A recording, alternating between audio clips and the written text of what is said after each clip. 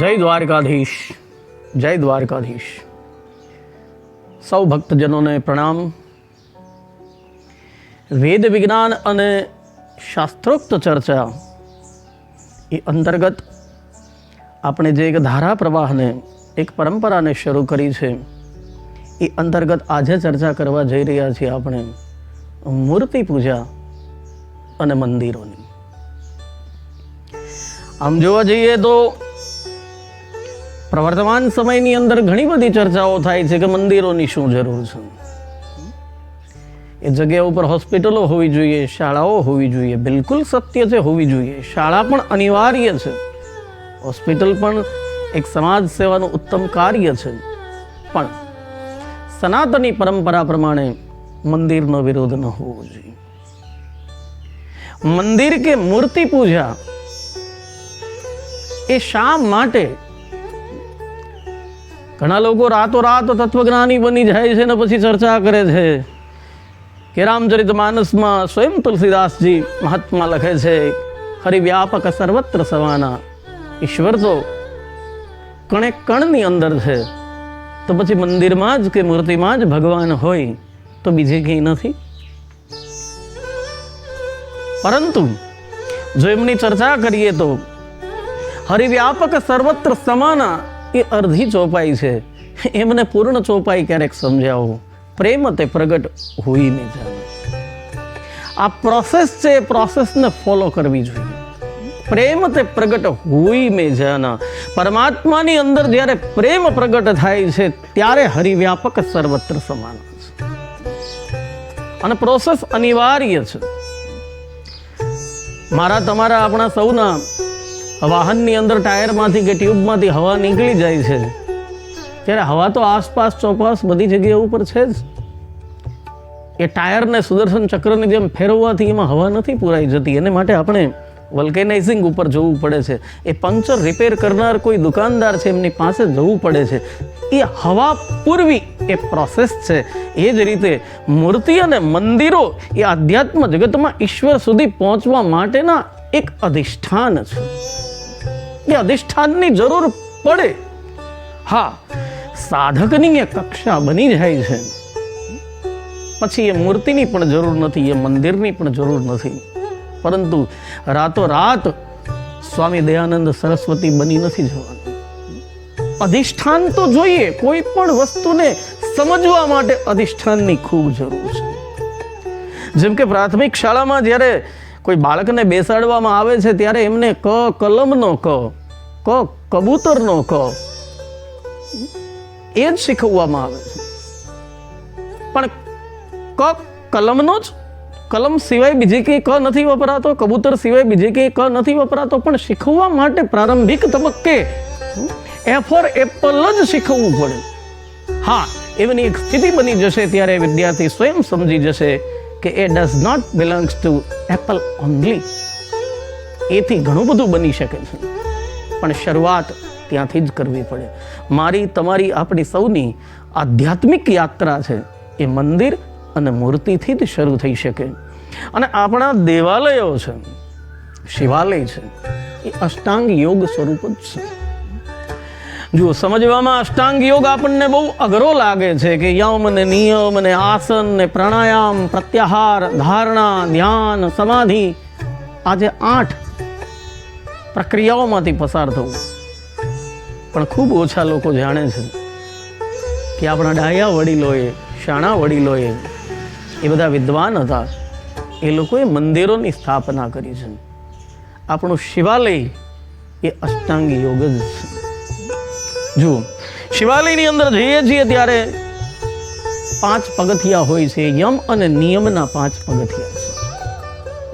આગળ જશો એટલે તરત જ શિવજીના મંદિરની અંદર નંદી મહારાજના દર્શન થશે. આ આસન છે. નંદી મહારાજ એ આસન છે. એમના પછી આવે છે પ્રાણાયામ. પ્રાણાયામ એટલે હનુમાનજી. પ્રાણ વાયુ, વાયુ સ્વરૂપ છે હનુમાનજી, વાયુ પુત્ર છે. પ્રાણાયામ એટલે મનને સ્થિર કરવું. અને મન એ કપી જેવું ચંચલ છે. હનુમાનજીની આકૃતિ છે એ કપી સ્વરૂપ છે. તો તો પ્રાણાયામ એમનું પ્રતિક હનુમાનજી છે. એમનાથી આગળ જઈએ એટલે પ્રત્યાહાર, ત્યાં આપણને કુર્મ કાચબો દેખાશે. જે રીતે કાચબો પોતાના બધા જ અંગો છે એમને પોતાની ઢાલની નીચે સમાવી લે છે, એવી જ રીતે અષ્ટાંગ યોગની અંદર ખૂબ જરૂરી છે પ્રત્યાહાર. એ પ્રત્યાહારનું પ્રતીક છે. શબ્દ, સ્પર્શ, રૂપ, રસ, ગંધ, આ બધી જગ્યાઓ ઉપર ઇન્દ્રિયો એમની અંદર ફસાયેલી છે. એમની બધાને સંકોચી અને મનને સ્થિર કરીને એક જ જગ્યા ઉપર રાખવું અને ઈશ્વરની અંદર જોડવું, યોગ કરવું, એ જ છે પ્રત્યાહાર. એના પછી આવશે ધારણા. ત્યાં તમને શ્રી ગણેશ ગણપતિ બાપા દેખાશે. ગણપતિ એ ધારણા છે, એ જ્ઞાનનું પ્રતીક છે, એ વિવેકનું પ્રતીક છે. ગણપતિ મહારાજને બરાબર ધ્યાનથી જુઓ તમે. ગણપતિ મહારાજ છે, એમની આંખ ઝીણી.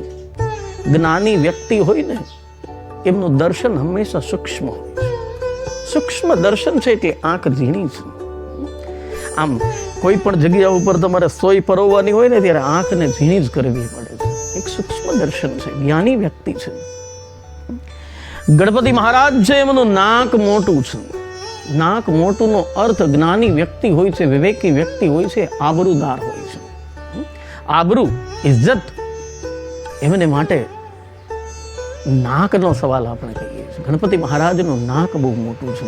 ગણપતિ મહારાજનું પેટ મોટું છે. જુઓ, આ બધું કેટલું પ્રતિકાત્મક છે. ભારતીય સાયન્સ છે, આ ભારતીય વિજ્ઞાન છે.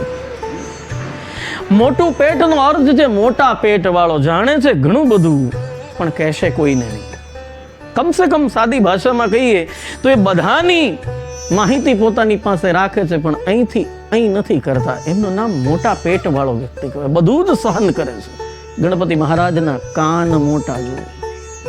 એનો અર્થ જ્ઞાની વ્યક્તિ બનવું હોય તો બધાનું સાંભળવું પડે. જે સારો શ્રોતા છે એ જ સારો વક્તા બની શકે.